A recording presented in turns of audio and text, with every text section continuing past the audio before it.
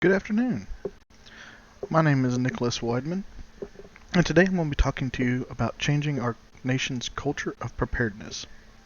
Now, in this presentation, I'm going to cover some of the disasters that have happened, the cost of these disasters, and how you can better prepare for the next big storm. Hopefully, you'll get some good information out of this, and you can weather it. What we're going to be going over is when the disaster strikes, our local governments, the financial wellness of the people in America, and the need for insurance. So disasters can be anything that causes widespread damage to an area. These can include floods, tornadoes, earthquakes, hurricanes, wildfires, and many others. The following information can be found in the U.S. billion-dollar Weather and Climate Disasters from 1980 to 2019 on page 2. And the main one that we're going to be looking at is Hurricane Florence. Now, this disaster caused $24.2 billion in damages, and that's mainly due to the flooding. However, only 20% of the flood victims actually carried flood insurance. Now, the total for the insured losses is $2.5 billion. So we can do some quick estimating real quick, and we can see that only 10% of the damages was actually covered by insurance. Now that's a huge gap that someone's going to have to pay for, right? As we can see here, the widespread flooding that took place. Homes and businesses alike were affected. Now, private citizens, they're not the only ones that are affected by a disaster. Local governments have to maintain the infrastructure, which can also be damaged. As you can see in the picture on the right here, this is a picture of Interstate 10 down in Gulfport area after Hurricane Katrina. Now, in 2017, there were over 30 disasters that broke $1 billion. But the recovery of those was slowed because FEMA still had agents working on recovery efforts from Hurricane Katrina. As Gersten from CNN said, or underinsured critical infrastructure can also contribute to lengthier recovery times, and it also frustrates local communities. Now, what he means by this is that when the critical structure, such as the roads as you see here in the picture, are damaged, it makes it more difficult for the response teams to get to the affected areas. However, people and taxpayers, they can pay for this repairs themselves, right?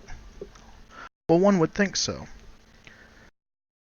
But as we look at our financial wellness, the Federal Reserve Board states that roughly 60% of Americans have less than $400 in their savings account. Now, this makes it more difficult for citizens to recover from disasters, especially when they're not insured, because they don't have the money for it. Now, the only way to help someone with recovery using just their own savings is to put more money into their savings and thus increasing their financial situation. So they're going to have to cut back on some of their niceties, luxury items, in order to put more money away for disasters.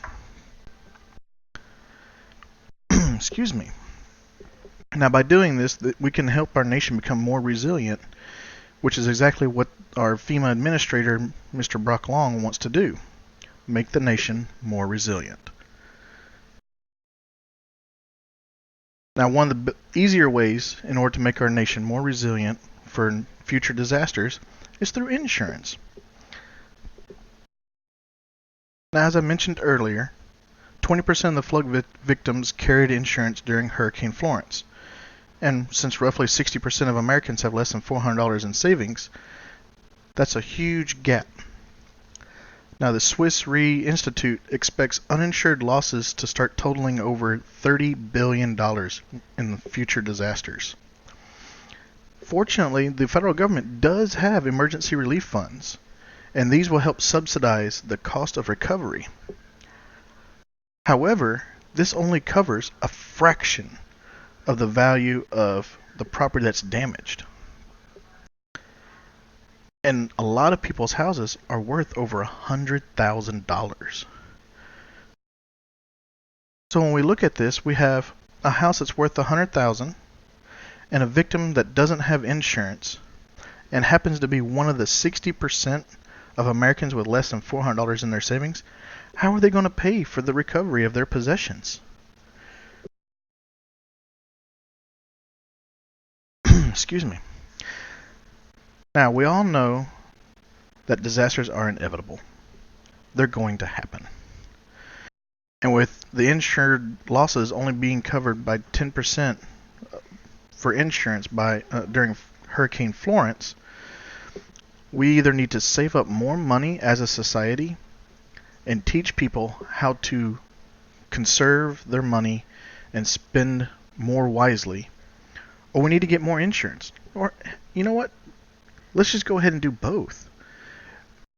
We should increase our financial situation because there's some stuff that, storms don't hit, and that's car repairs.